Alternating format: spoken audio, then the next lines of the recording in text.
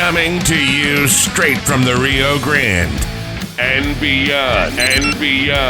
Broadcasting to the four corners of the globe. So grab your seat, your coffee, or your sundowner. Okay, everybody, here we go. On point, as always. This is Gloves Off. Gloves Off. Wherever you call home, we are there. In favorite places. Large spaces.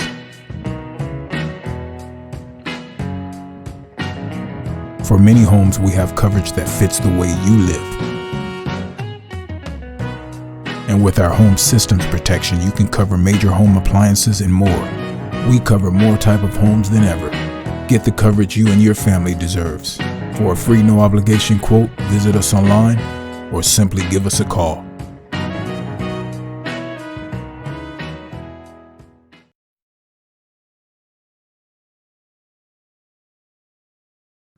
Back at you and Gloves Off, and today we have a great guest, a great martial art leader, a woman that has been involved in the martial arts for a very long time, and she has her own podcast, which is the Martial Arts Woman, and it's Sensei Andrea Harkins. How we doing? Hi, great to see you again. It's great. Been a while. It's been a while. Yeah, it's been a while. Good. Everything's fine here in Laredo, Texas. You know, we're expecting rain, but that's a little bit on the unusual side because for last week we've been 107, 108 already. So. Oh wow, yeah. Well, here in Tucson, we're expecting our heating up soon, but it's actually been pretty mild for the desert right now. But it'll be in the hundreds soon. But this weekend, I think 80s and 90s. So that's actually very comfortable, actually. Absolutely. Yeah. Tell us a little bit about yourself. Tell us how you got involved in martial arts. That's really where we want to go with what we've been conversing and talking about and the involvement of women in martial arts. So tell us a little bit of how you got involved. So it was in 1989, a year after I was married, which I got married in 88. And my husband thought it would be great to do martial arts together, right? We're a newly married couple. Let's try something. He had done it when he was a kid. I had no experience in it, had no interest in it. I never watched a movie about it. I didn't look at martial arts ever. I really did it for him. And I kind of went into it the way most women feel, like I was a little bit afraid of what was going to happen in this class and what I had to learn and what did they expect from me. I took that first class and it was still scary in the first class. I was watching people do things that I wasn't familiar with. Like they were doing katas and forms, but there was yelling. There were people breaking boards. It was a really big class. There were people breaking boards. There were people sparring. And I just looked at all that and I thought, I don't want to do any of that. And it was scary, right? But I kept going because he wanted to go. And I started to like it. And I started to realize that there is no expectation that you know everything when you start a martial art. And you don't just walk in and start sparring or yelling or breaking things. It's like learning a language. You start with the ABCs. You start with the beginning and you build up. And I think a lot of women shy away from it because they see the end point. Like they see the sparring or they see the like physical stuff and they think I can never do that. But the truth of the matter is you can. It just takes the time to learn it, like anything you learn. And you're absolutely more capable of doing it than you think. That was my problem. And that's a great topic for today, really, is your mind tells you what to do. And if you keep telling yourself that martial arts are a scary thing, you're going to get hurt or you're going to hurt somebody or you're not going to know what to do. That's the behavior you're going to follow. And you're going to say, I'm not trying that. But I can tell you that if I did it and I learned it and I actually enjoyed it, every other woman can do the same. It's not something, not something that's going to hurt you. It's going to help you. Martial arts are a couple of things. Like, as you know, it can be an exercise. It's a self-defense. It's, just a confidence builder. So many things. So we can't look at it one dimensionally and only look at those couple of scary things and think we can't do it. So I just want to emphasize that women are fully capable of learning a martial art. There's so many martial arts that you can pick a style that you love. You don't have to do a tang sudo, a taekwondo, or aikido, you can do karate, you can do jiu-jitsu, you can do tai chi, kung fu. I mean, I can't even list your style. You can't even list all of them. So that's how I started. And through the years, I just improved. I was not a competitor, so you don't have to compete. It depends on your style. Some do want you to compete. I didn't compete. I did this for me. And I learned self-defense. I practiced. I got fit. I've written books. I have podcasts, all of that because I learned a martial art back in 1989 with my husband. You don't know what's going to come from it. It's really amazing. Absolutely. You said a lot of key points, and a lot of women are afraid of joining a martial arts school for many reasons. And a lot of women, what I've seen, I've been teaching since '88, so and I started teaching at a very young age. Why? Because a lot of people would show me how come you do that, and show me, and that's how I started teaching. And when I went to France, I saw a lot of women, very good women, in Savate. It was part of the culture. You had, and but you still had that ratio for about every 10 men, you had one woman, kind of thing, and it's still kind of the same way. It's in differences, and I grew up in in Kempo as well, and you had a lot of great leaders in Kempo that were women. And in Texas, in the competition, we can't forget Linda Dundley, one of the best martial artists, women that Texas produced, and you had many, Yeah. and inspiring, and people say, a lot of men kind of say you can't learn from women. Yes, you can. We learn from women all the time. We can learn from women all the time, and mom. Let's start with my mom, my grandmother, and the principal, and all the teachers that we had. We're not. What do you mean you can't learn from women? So when I look at it and I see the problems, a lot of women are afraid to jump in. Yeah. I don't know if a lot of women come to martial arts with a need. They're afraid of something that occurred to them. Yeah. Either they're harassed, stalked, and so on and so forth. And when you have to have a culture inside there that's going to be a bonding, a friendship, a fellowship kind of thing, with a sisterhood as well. You have to have that bond of friendship. It has to be open. You can't be too direct because you won't grab people in.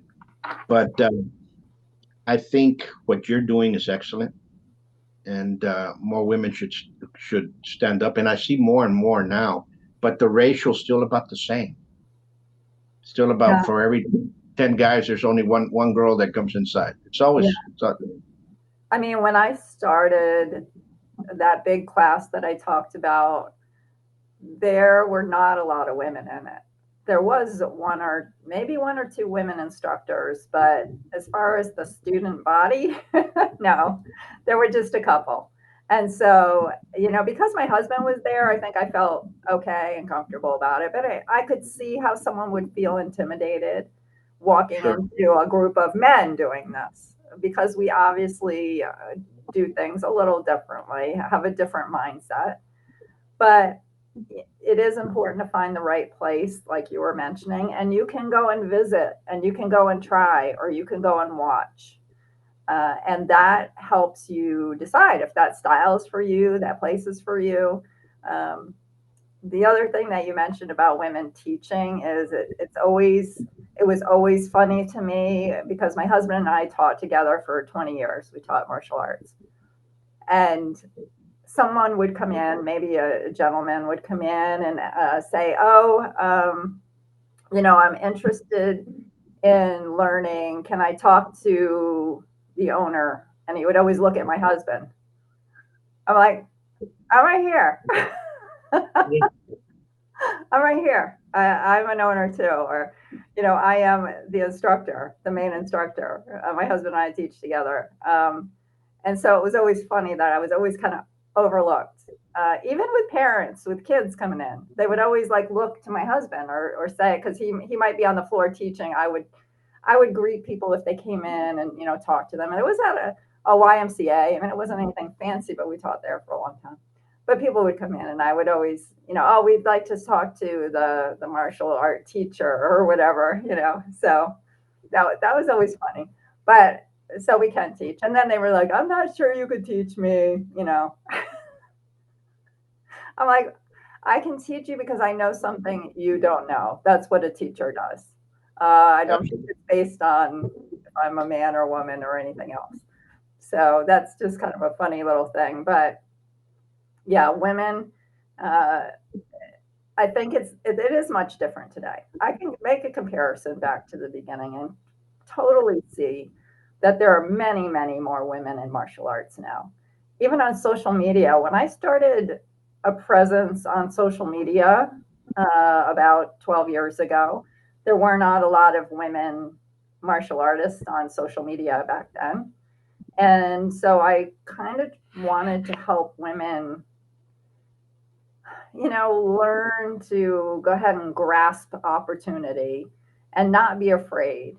And women wouldn't really post on social media. You get a lot of, especially as a woman posting on social media, especially 10, 12 years ago, there'd be a lot of criticism. There'd be a lot of, because my thing was posting kick pictures, and I still do that. They are to inspire people, inspire women, inspire other people to try something that they don't think they can do. It's not, I always say, I'm not giving you a tutorial on kicking. So don't worry if my foot doesn't look absolutely proper to your very formal traditional martial art. I am not using it for that purpose. I'm using it to inspire people. And I honestly don't care if my toe is not, up or down or whatever in the kick. You know what I'm saying? So there was a lot of that initially, but I think over time we've grown on both social media, in the schools, as writers, as podcasters. We have a lot of presence now. And that's going to help women who are looking for validation that they can learn a martial art and they don't have to be afraid of it. You're absolutely correct. And you see that everywhere. And social media is kind of different because in social media, I see a lot of people that insult others by trying to better themselves, and it's not an insult. Learn from everybody. That's the way I've always been. But you did say something there that was very the presence of women now in martial arts is a lot more. Um, there were styles. My wife is a professor of capoeira and one of the higher ranks in Brazil, and she teaches here. People look, oh, she can't teach us. She's one, really? Go try her out, see if it's going to happen. And you see that difference once they realize that she's teaching, and she heads the class. You know what I'm saying? And that's just the way it is. And you can learn a lot. There's a lot of great coaches. There's a lot of great trainers now that are coming out that are women that you didn't see before because of the positioning of the way it was built before. Why? Because a lot of, I say this, let's say 60s, 70s, 80s even, you had a type of mindset, martial arts is not for women.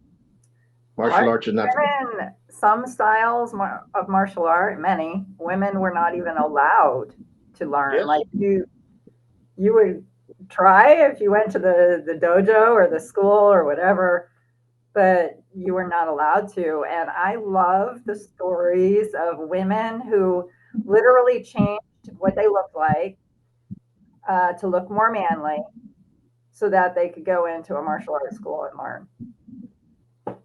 I mean, that is true dedication and commitment and desire to learn what you're meant to learn because it's already part of you. It's already in your heart. You know that's something you want. And those are incredible stories. And I'm glad we don't have to do that anymore. Absolutely. But, you know, when you look at stuff like that, and people always say women weren't allowed to train. Really? In Europe, women have been training since the Romans, side by side. In Japan, the same way they learn. You know, there were certain skills. Real life. That was real life. But in like the martial art world, where we're learning this martial art, we're teaching this martial art now. Now it's this little formalized school and group of people. You know, there was that exclusion. But yeah, in real life, back in the day, Roman times or whatever, there were many instances where women were out there doing battle, learning, you know. So And you know, I take it in Savate, you know, there's pictures in the 1800s of women doing Savate. They were part of the school, you know. They learned it side by side. You know, it's funny. Pre-World War One, there was 3 million people in France that did Savate. Yeah. You know, and then World War One and World War Two, it came down to about 35. But you know, because that's just the way things happen. But women have always been involved. But it's interesting. Well, probably in the U.S. and maybe it's a little different.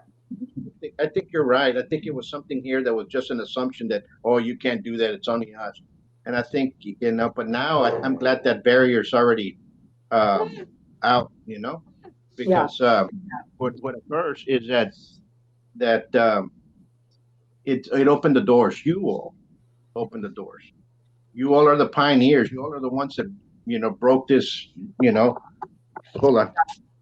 I have a little Boston Terrier that's right now here. Hold on. Wants to be on the podcast, you know. Pardon? He wants to be on the podcast. Oh yeah. He's right. He brought me a ball. Now he's like, aren't you going to play with me? Not right now. You hear him. Can you hear him? Yeah, I hear him. Yeah. He's talking about, he's involved in the show now. Now he's got something to say. And what was I going to say? But yeah, no, that's what occurs. I think when you get certain styles like capoeira, I'm just going to use the capoeira. Yeah. If you go back in the 90s, it was 90% men, 10% women in Brazil. Okay. And in Europe, it was the same way in the 90s. And now, if you look at it, it's probably about 60-40% in Brazil. Yeah. And in Europe, it's 70% women, 30% men. Here in the United States, it's the other way around. You have about 80% men and 20% women because you have them. Oh, it's in the martial art. No, we have to break those barriers. Those barriers have to stop. Yeah. Yeah. And I think the best way we can do that is to talk about it like we are, to share things like what I share on the podcast, the Martial Arts Women podcast, where I've interviewed a lot of women and talked about their struggles or why they learned martial arts. And the one thing that I love to point out is that I wish women were more proactive about learning a martial art or self-defense. Don't wait until something happens. And that is often the crux of why, you mentioned this earlier, that's often the crux of why they start to learn a martial art or self-defense, because something now traumatic has happened and they don't ever want that to happen again. And that is valid and that is important. But I say, learn it before something happens. Learn it so you can protect yourself better. Martial arts and self-defense, they are a tool. And say you go to work every day and you have a task you need to get done.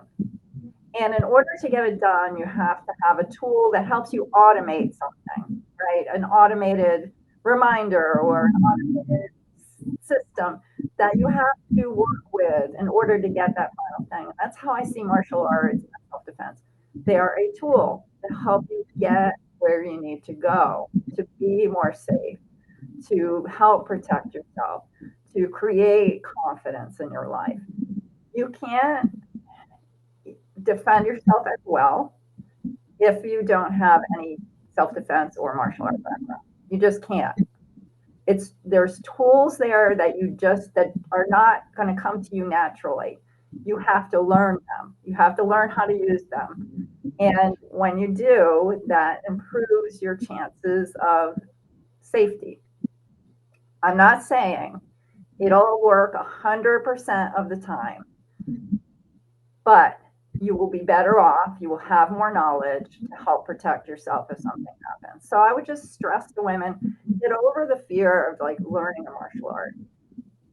In and of itself, it's an amazing experience just because of camaraderie, learning new things, just all of the enjoyment that you actually get from it, the stress relief, the learning that you can do things that you never expected. All of that is like the icing on the cake. But in the meantime, you're learning how to protect yourself and be more safe and more careful, and what to do if somebody grabs you or comes up to you, how you can defend it before it happens. I'm not again saying it's going to stop situations from happening. Situations may happen, but you have a tool, you have a knowledge, you have something in mind that you can use if it does. And so you're just better off that way. So, just to stress, martial arts are actually usually fun in some way. They're usually have camaraderie, a sense of community, personal development, and all of that is worth trying it before something traumatic happens. And I think it helps defend against, I'm not afraid of yelling at someone if they start coming up near me and I don't know who they are and they look a little aggressive. I'm not afraid to yell stop or no or what do you want or get away. A lot of women are. They won't yell it. That simple tool is a part of martial art training. So absolutely. You mentioned a lot of great things. One of the main things is that confidence of yelling to somebody or saying stop or what do you want and so on and so forth. Mm-hmm. That is it teaches you awareness. It teaches you to open your eyes. Yeah. It kind of aids you in that street smart kind of way. Okay. The awareness, because that's number one thing in self-defense is aware. Aware. Awareness is number one. And you have to be where you have to understand your surroundings. Yeah. Like keep telling people, where you're going to, how you're going to act, how you're going to behave, where you're going to park, how you're walking. I see a lot of men and women now with their cell phones in their hands walking. They're not even paying attention. Yeah. Around, and people are going to be the people who take advantage of that, especially people that have stride to them. Yeah. I don't care how much you train. I don't care what style or rank you are. You're not the one that's going to dictate when you're going to use it. Somebody else is going to dictate it for you. Yeah. A violent situation, you're not going to dictate. Somebody else is going to say, now is the time. What are you going to do about it? And unfortunately, sometimes you have that type of know-how just to walk away from it. So I always say martial arts taught me the best thing how to negotiate. You went into a situation, you have 4 or 5 guys. Yeah, I know how to fight, but I'm not going to take on 4 or 5 guys right here, right now. You know what I'm saying? Yeah. So sometimes way out of it. Yeah. So the best negotiators are the ones that actually paid attention in the martial arts. That's not the way it is. Let's go this way. Let's do this. Part of it is using a situation which people don't realize. Some people think martial arts are the aggressive part. It's not, it's the defensive part. And if you learn that, and if you also learn to, like you said, negotiate, understand your surroundings, how are you going to get out of a situation, verbal de-escalation, all of those are often part of martial art training as well. And it just benefits you in so many ways. And like you said, it really doesn't matter your rank or your style. If you know some of the tools, if you know some of the main pieces, we can just take an example of a wrist hold. Somebody grabs your two wrists. There's so many ways to get out of it, and they're all very simple. So that's what I want to remind people and women again, is that not all self-defense is complicated. It can be as simple as how you move your hands, your arms, your wrists to get out of a grab that somebody has around your wrist. Sometimes you'll see on social media very complicated ways of getting out of a situation. Very complicated, because these people are experienced martial artists, instructors, experts, and they have like a whole array of how to do something. Me, I want to know the bigger picture. What is the one main thing I can do to get out of this? And that's going to work for me. Or maybe two ways to do it in case the first way doesn't work.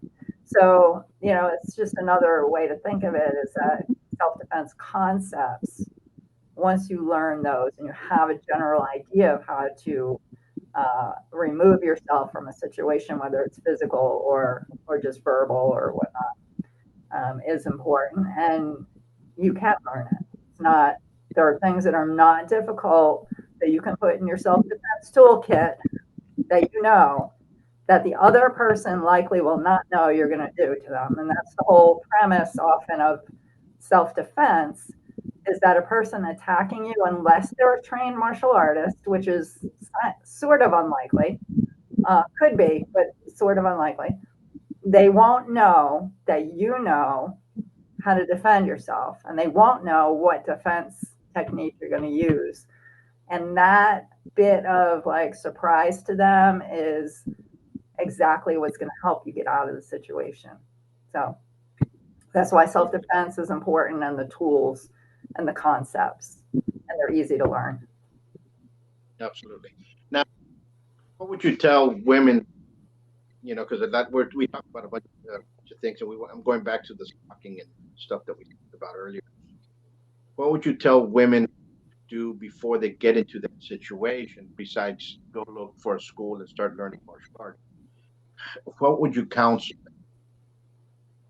them? Well, I think before like learning a martial art, you mean how would I counsel them on learning one, or just getting out of a situation? I mean, I would just say again that there's a martial art for everyone, and that they deserve to know how to defend themselves. You deserve that. Some women, not all, but some women, just don't feel like they should have to understand a martial art or do a martial art. They don't consider the fact that someone might come up and bother them or try to hurt them. They don't consider it. But unfortunately, these things can happen. The most important thing a woman can do is be aware. So whether or not you take a defense class or a martial art class, if you are going to a gas station at 1 o'clock in the morning by yourself and it's dark, that's not a good idea. Yes, we live in a free country. You can do whatever you want. But if you want to really consider your safety, you need to consider your actions and make them as safe as possible. If you get off work at midnight and you need to get gas at 1 a.m., you might just have to do that. But if you can get gas the next day in the daylight at 10 o'clock in the morning and there's people out, that might be a better option. So, there's so much to consider along with learning a martial art or self-defense class. The sense of awareness. I always look around. If I'm walking anywhere, I'll turn around and just look behind me just to see if someone's there. Or, maybe you're in a mall, or maybe you're in a setting where there's a lot of people. You might feel uncomfortable. If you feel that weird feeling, follow your gut instinct. So these are all things that I would just generally tell anyone or tell any woman. But to really hone these skills and really be able to go to the next step means you need to learn self-defense or martial art. To really, what if that person at 1 a.m. starts harassing you verbally? We have, unfortunately, a large homeless population in Tucson. Some are very aggressive. And if you're at a gas pump at 1 a.m., it's not unlikely that some homeless person is going to come up to you and ask you for money. So you have to know how to diffuse a situation if you are in a situation that might be uncomfortable. But take care of yourself first. You are worth knowing information about how to save yourself. You're worth it. You deserve it. And I think that's what I would tell women. Absolutely. You know, what I used to see, what I see, a lot of times women enjoy the martial arts. They're around, you said, both with men and women, and they end up in a relationship. New boyfriend says, you can't do it because now I'm jealous because you're around. You know what I'm saying? Yeah. And all of a sudden, that potential is no longer around. And years later, they turn around. They say, "I want to do it again." You know what I'm saying? And they don't have the nerve to come back or start training. Yeah. Definitely, life can get in the way. Life gets in the way of things and situations. But, like I said, there's a lot of different classes, a lot of different martial arts, all kinds of instructors. There's just so much to learn. It's such a wonderful thing to have available, to be able to take advantage of. And I hope that women consider that more. And just to know that you can do it. You can learn a martial art. You can learn a new language. You can learn how to paint. You can learn how to play an instrument. It's just part of something that you can learn and use forever. So it's definitely worth it. I tell this to the young, you hear them? I tell this to the younger, or the younger men and women that are ladies and young men. It's just a vocation as learn it, because later on in life, ambassadors spreading this out. Yeah. And people, and how am I going to learn this? Besides self-defense, and you get proficient at it, you can go teach it to others. You can use it as a vocation. Yeah. Plenty of women out there making out of martial arts. Why can't you?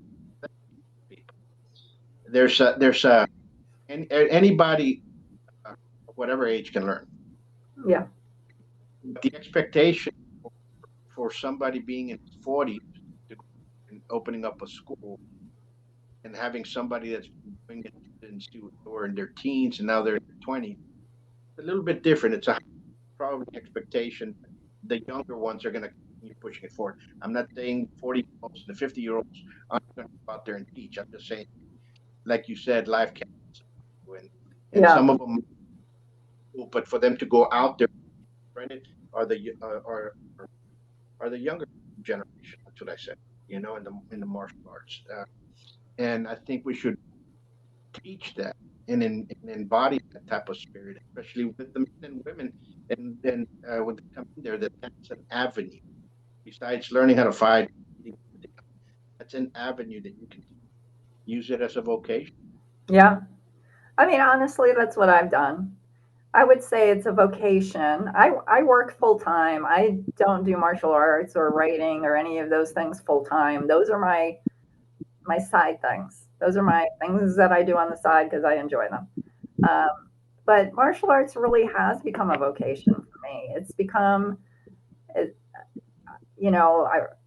I've turned just this kind of scared woman who doesn't want to go to the martial art class with her husband into someone who promotes martial arts for women, but for everyone. I do emphasize the woman part because that was my experience, but everybody should learn a martial art. I've written books that are not about martial art technique. They're about martial arts and life. And that's been an unusual avenue. And the podcasts and the different things that I do, I have a blog. You can see how I've grown as a martial art woman or as a martial artist from just taking the physical learning and classwork to teaching to just motivating people and writing and talking. And I've just done that because it's been a calling. And that's why I would say it's a vocation for me as well. But it can be actually your full-time job. There's so much you can do with martial arts if it's something that appeals to you. And you don't have to be an expert. Okay, a lot of martial artists and a lot of martial art women are, well, I've only been doing this 5 years, or I've only been doing it a year. You know what? You can still talk about it, and you can still share your experiences. Absolutely. And so it's kind of an interesting little topic, but it can be definitely a vocation for folks. Absolutely. And I just say this to everybody out there who's watching: if don't wait until something horrible happens, a bad experience for you to try to decide to go. Step up, go learn, go try. Yeah. You know what I'm saying? Because you want to see what happens. Right. And I always say some training is better than no training.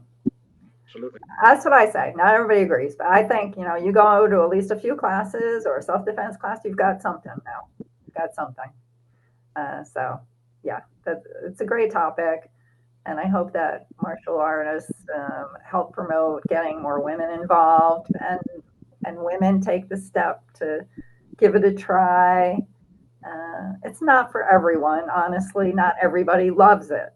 But if you can just learn some of it and some of the tools that can help you in your life, it's worth giving it a try. Absolutely.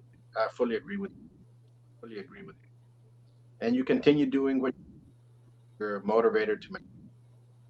Okay, you're both men and women in the martial arts. Yeah. Keep Absolutely. And, we'll end this a little bit, but one thing that I want to say: teaching now, or you're no longer? No, I don't teach. I haven't taught in about 7 years, I guess. When I moved from Florida, where I had taught for many, many years, and I came to Tucson to start a new career here, I haven't been teaching. I've taught on and off, like little self-defense classes here and there. I am working on Tai Chi. Working actually on the Tai Chi for Health by Dr. Paul-Raymond. So I've been taking those classes, and I'm going to get certified in that as well. So, I'm still doing things for me as far as learning. So that's kind of where I am right now. But no, I don't teach much anymore. No, you better get back into it. Yeah, I know. I keep saying when I retire, that might be what I do again. No, that's but you're still motivating every women to come into the martial arts. So that's number one. That's beautiful. Yeah. So thank you so much for what you do. And folks, if you're interested in martial arts, send us an answer some questions. We might guide you. We live in another stage. We more likely somebody in the area that can give you great classes. Yeah. And I also, of course, as you know, have a couple of TikTok channels. My motivational one, and then I have a martial art one. So the motivational one, I think, is under my name, Andrea Harkins. And then the other is the martial arts woman, which is mostly kick pictures from now and from the past. So yeah, again, my goal is to use martial arts and positivity to help make a better world. And I always tell people on social media, don't fill your mind with all of the weird negative junk on social media.